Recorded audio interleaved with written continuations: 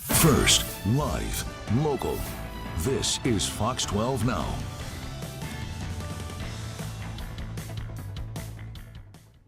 Hello, everyone. I'm Greg Nibbler. This is Fox 12 Now, and appreciate, as always, everybody joining us wherever you're watching from, whether it's live or whether the segment is afterward.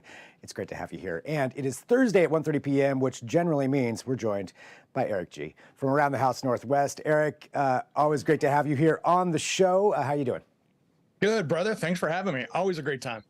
And this topic here this week is really something that, for me, I am especially interested in because I have a dog.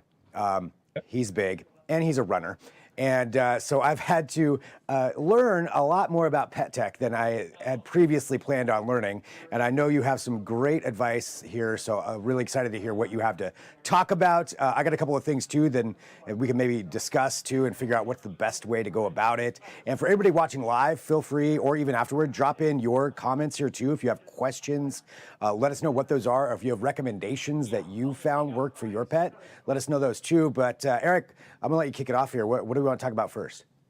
Let's talk about the pet door, because it's one of those things that, we're coming into fall and winter, and, energy efficiency within your house is key. And I don't know about you, but those dog doors with the flaps, all you'd have to do is get a little bit of a wind, and then that thing's blowing in the wind and it's open all the time. And it's like having a large window, that's open in the middle of the wintertime, especially when we get those winds coming out of the east. And so I'm like, okay, how am I going to deal with this? So my first episode of Around the House Northwest, we installed from High Tech Pet Products.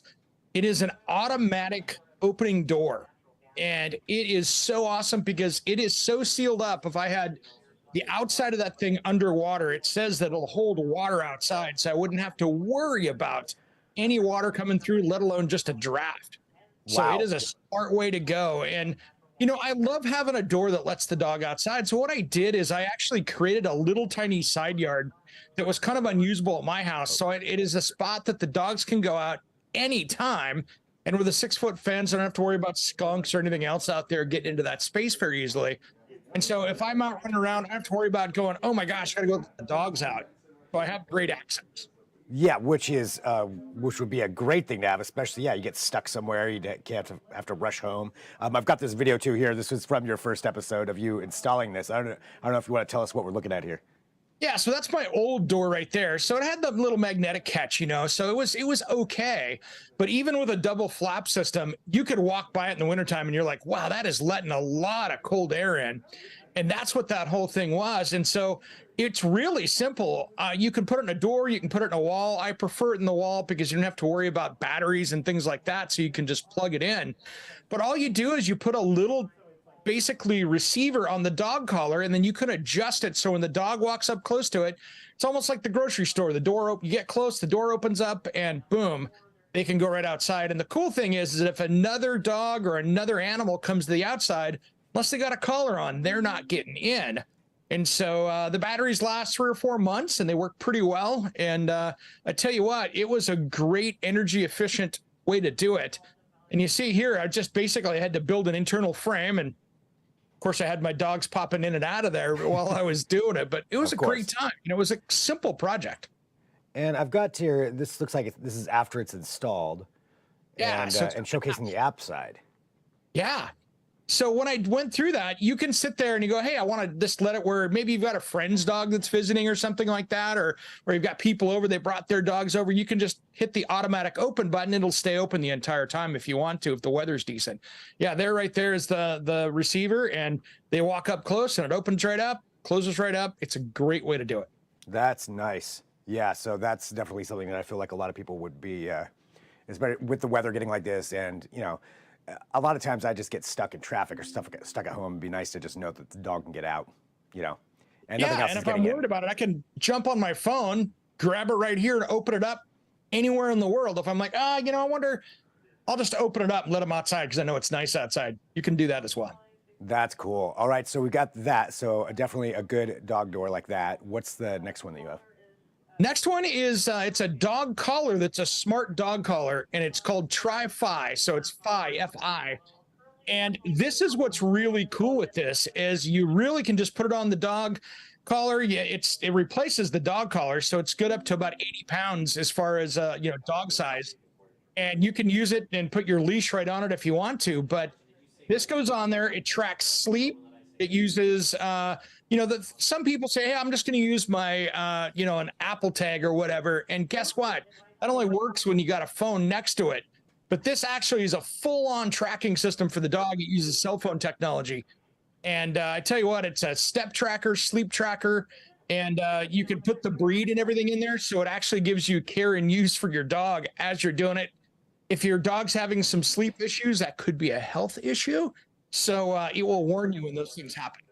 That's great. And so it's a full collar. And I know we don't have an image of it, but everybody can look that up. Yeah. So it's called Tri-Fi. Yeah, just basically tryfi.com. We don't have an image of it, but I tell you what, those guys are great. And so it does the whole activity tracker.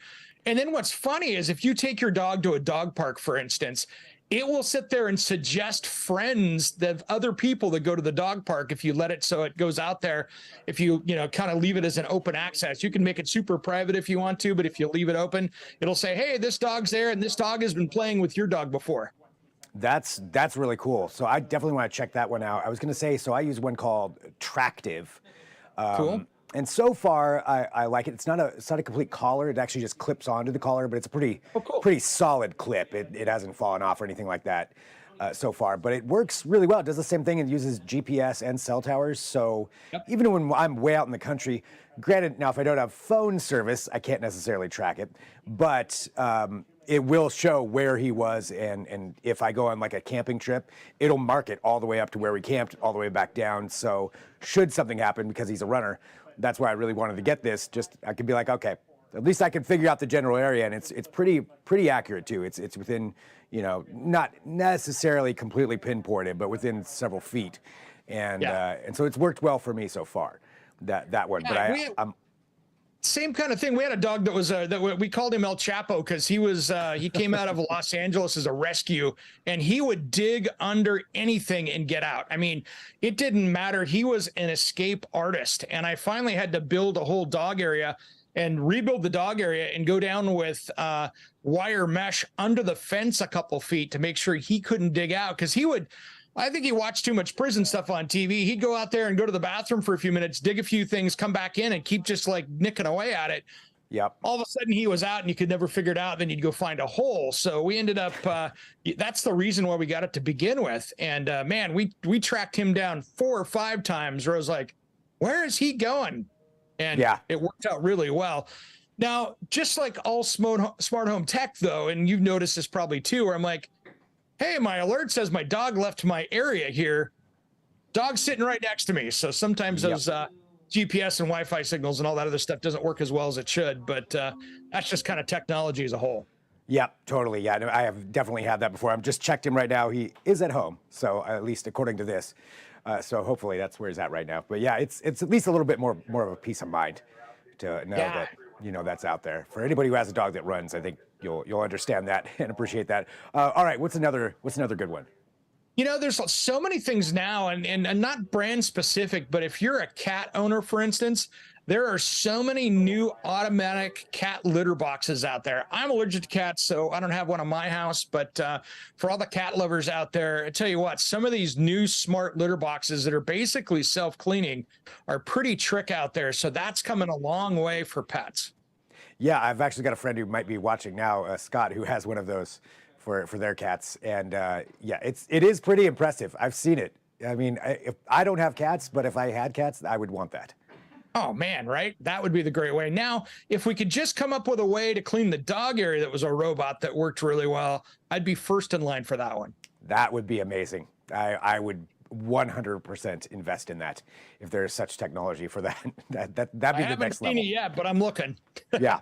Anybody out there who knows something like that, please comment on this and let us know if there's something down below. We'd love to see it. Definitely. Awesome. Any other thing that you have? No, those are just really the basics right there. Yeah. And I think just paying attention to the activity of your pet. And I think that's where the smart collars are really cool, is that you can really track of what's going on and, really keep an eye on it. And even on the dog door, you can set that to notify you when they go in and out. So if you're worried about the dog going to the bathroom too much with medical conditions or not enough, you can make sure and kind of keep an eye on it that way. I've got it turned off because I really don't worry about that. Dogs are healthy. They get their normal checkups. I'm not worried about getting another alert on my phone from any time that thing opens up. Right. But at least it's there if you did want it. So that's good. Some people want it, right? Let's talk about Around the House Northwest, the new episode, as always, coming out this weekend. So what do we have this week? Another jam-packed show. So I think the clip that you've got right there, I tell you what, we went over and visited here in Lake Oswego, a mother-daughter basically team. They created a product called Great Plate, and a GRATE plate.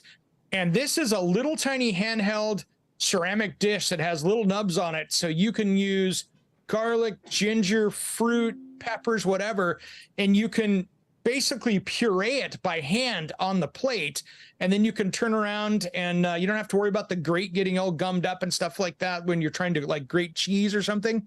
Yeah. The soft will go through and do it, and it kind of purees it. So if you're like cooking with ginger and you go to grate it, you get those kind of stringy pieces of the root in there. This lets that still be part of the root, so it eliminates that. And they're making it in their garage here in Lake Oswego, and they're basically shipping them out off the dining room table. And they're in like Sur La Table, they're in Williams-Sonoma, and of course they're at just about every little fair and farmer's market out there. But they're taking over the world with these things. They're just making it in their garage. I'd love to see stuff like that. That is pretty genius. I was going to try to pull up just a little bit more here of a showcase of that, because I think that seems like something that should have already been out there, but yeah, here it is, and it's smart. There have been other versions out there, but the problem is they didn't have like the nubs on at the bottom correctly, so it kind of just smashed it versus actually grated it, and they just basically designed it out. And there's other companies that had stuff out there, and they just redesigned it, and now it's the number one out there, and they've been just crushing it with that, which is awesome. That's really cool and good for them, and locally, and just doing it out of their house too. I mean, out of the condo. Yeah, that's great. So that's obviously a great segment from this week. But I know there's more. Oh yeah, we continue on the ceramics and head out to Nico Far West Ceramics, and she makes these beautiful handcrafted like planters and vases and things like that. And really cool to see, they're hand carved, and it's just beautiful stuff. So go out and visit that. And then the other thing we do is, this was kind of fun, is we actually talk with an expert about noises in your home, right? It's October, so we might as well go off the theme of Halloween. But what are those noises in your house, and are they something good or something bad? We don't get into the haunted house stuff, but what's that noise? Could it be a broken pipe? Could it be a problem with your heating and cooling system? We talk about that as well. That is way scarier than a ghost, I would say. Right? A problem with your pipes, that's much more expensive than whatever else somebody may believe in. That's a good segment then, definitely, to try to understand what those are.